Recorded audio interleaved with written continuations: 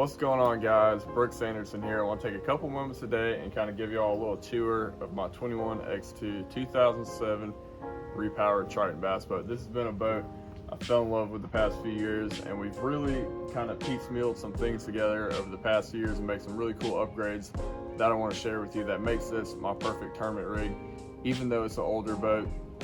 I'm going to throw in some pictures of some of the boats I ran as a kid, just to show y'all that y'all don't need the $90,000 to $100,000 bass boat to be able to compete in these tournaments nowadays. This boat is well over 10 years old, but we've tricked it out to all the modern technologies and all that, so you can be just as competitive as someone out there in a brand new bass boat, and it really doesn't come down to that at the end of the day. So let's go ahead and jump into the bow of this boat. We're going to talk about trolling motor, the graphs, everything up here, and then we'll work our way back to the motor and my graph setup for the dash and break that down into different sections.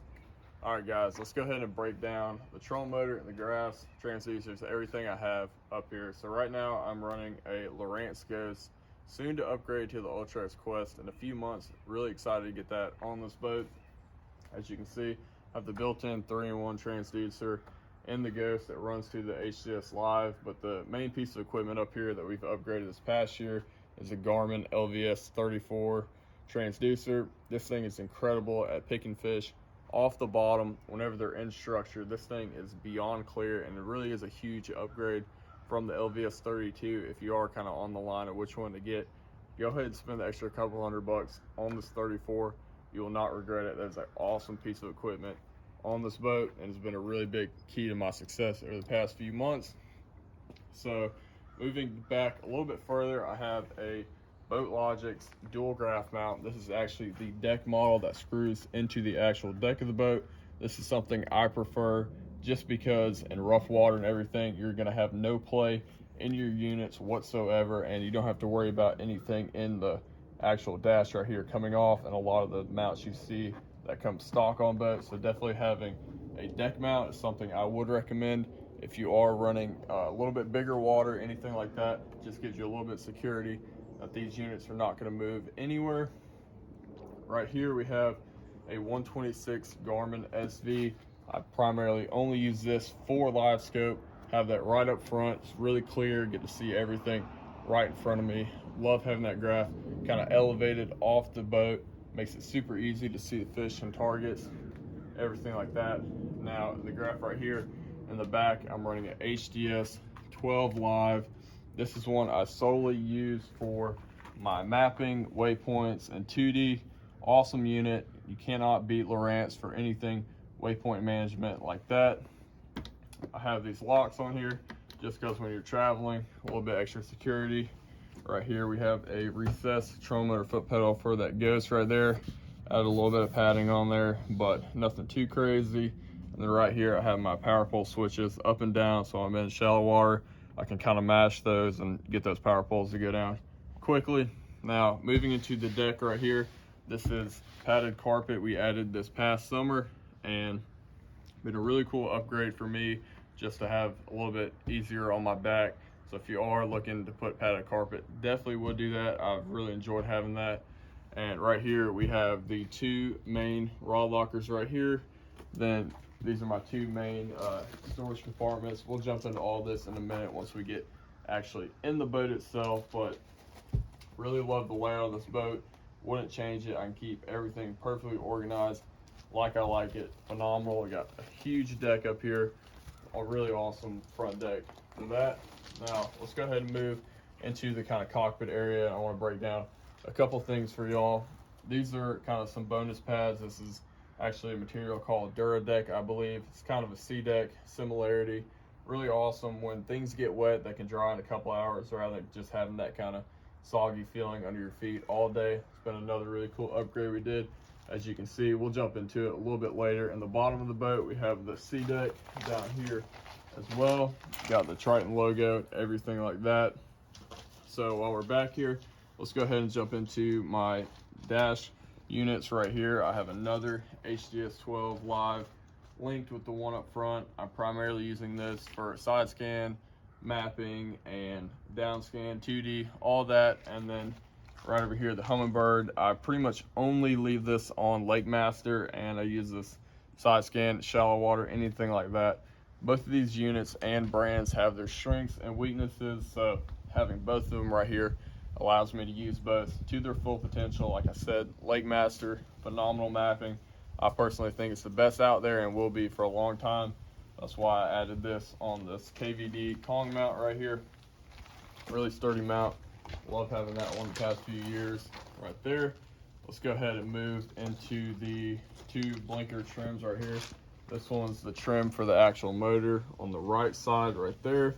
And then on the other side, I have my Bob's hydraulic jack plate right there. And let's go ahead and jump onto the back deck real quick.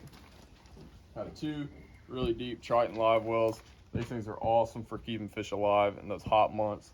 Really have no issues with them. Great live well system. Have two extremely large storage compartments back here for co-anglers, anything like that. Keep my life jackets, all that back in there. But like I said, we'll kind of jump into that a little bit later in the video.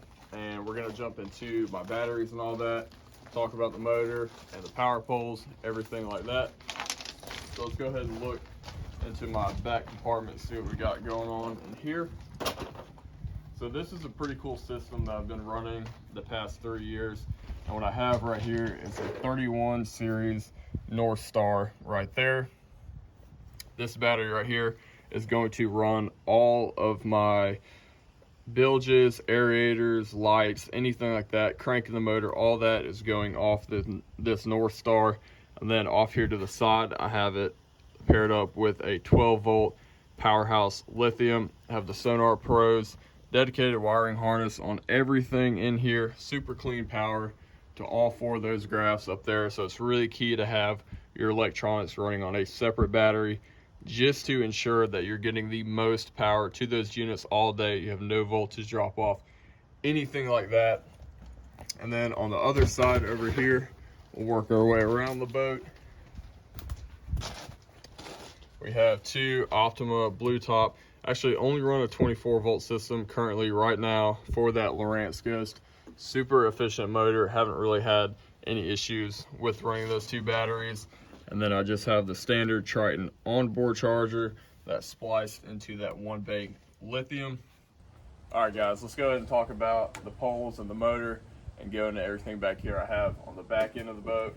Like I said, this is obviously not the motor that came on the boat. We repowered it last year with this 250 Pro XS. Can't say enough great things about this motor. Honestly, have had no issues with it. Stayed up on the maintenance, done all the routine oil changes, everything like that. Been super impressed with the power of this motor, with it being able to get out of the hole, top end, all that. Phenomenal motor. Really excited to have this on this boat for the next few years and really see what it does for me. Now, as far as the power poles go, these are two power pole 8-foot blades. These are my favorite in my opinion. They are super quick and quiet. They don't have any type of noise when you're putting them down, and it allows you to stay on those shallow water fish really effectively. So like when we're traveling to Florida in the next 2 weeks, these are going to be huge pieces of my equipment for my success down there in Florida.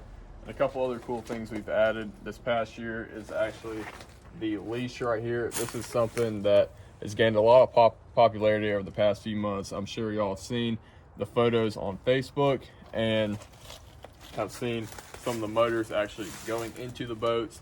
Obviously, that's not something that you want to risk, so don't be cheap. Spend the extra couple $100, put this on your boat. It gives you that security when you are running new water that if something were to happen really bad, that motor is going to stay back here behind the boat where it should be and not on your back deck or potentially hurting yourself. So that's the outside of the boat, kind of generally what it is. This next portion of the video, I'm gonna jump into the interior and kind of break down all my rod lockers, compartments, how I have everything laid out perfectly for a successful tournament rig. All right guys, let's go ahead and jump into the interior of the boat. Like I said, I have two really large tackle compartments right there, keep all my life jackets, everything like that in there.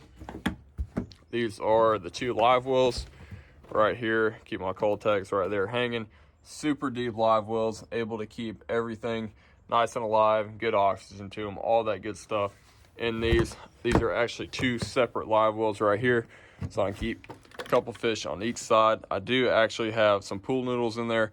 That just keeps water from splashing out and keeps the fish a little bit calmer in that rough water. So moving down into the bottom section of the boat, this is my kind of storage compartment right here.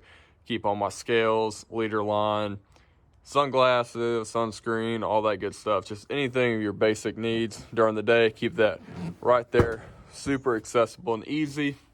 This is actually the sea deck I was talking about earlier. That Duradeck material, got that Triton logo on there. Keeps everything nice and dry down there. Awesome addition to the boat. Really wish I would have done that sooner. Makes a world of a difference on those wet, rainy days and being able to get it dry.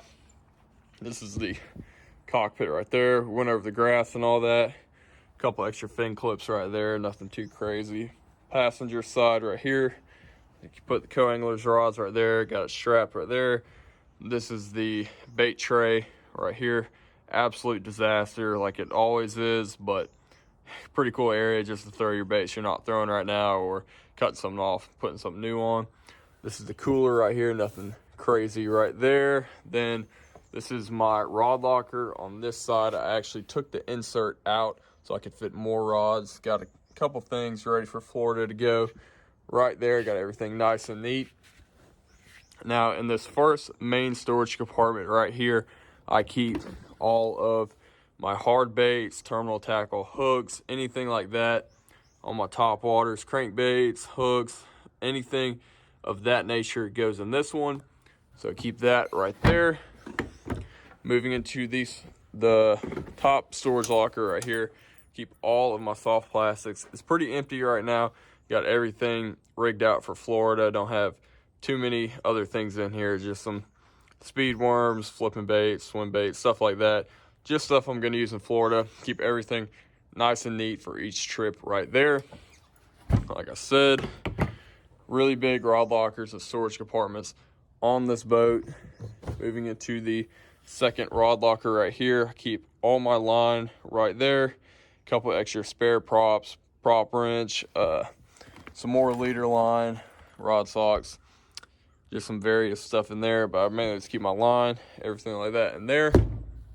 I did add the TH Marine, I believe, the deck plugs right here. These are awesome for keeping water out of these two main compartments when it is raining. But overall, that is it. This is a full walkthrough of my Triton 21 X2 bass boat. This is a phenomenal hull. Really enjoy running this boat and hopefully be able to keep running it for the next few years. All right, guys, hope you all enjoy that quick video going over my tournament rig. If y'all have any questions, leave them down below. I'll get back with them. Have everything set up for a specific reason in here. So hopefully if y'all see anything you like, maybe you can incorporate it into your own rig. But like I said, the premise of this is you really don't need a $100,000 bass boat to be able to be competitive in these tournaments. This rig is over 10 years old, but when I'm in a tournament, I feel that I'm at no disadvantage because I have it tricked out with everything I need to stay competitive in this modern fishing world. So hopefully y'all learned a thing or two. Leave a like, subscribe, be greatly appreciated. We'll see y'all in the next video.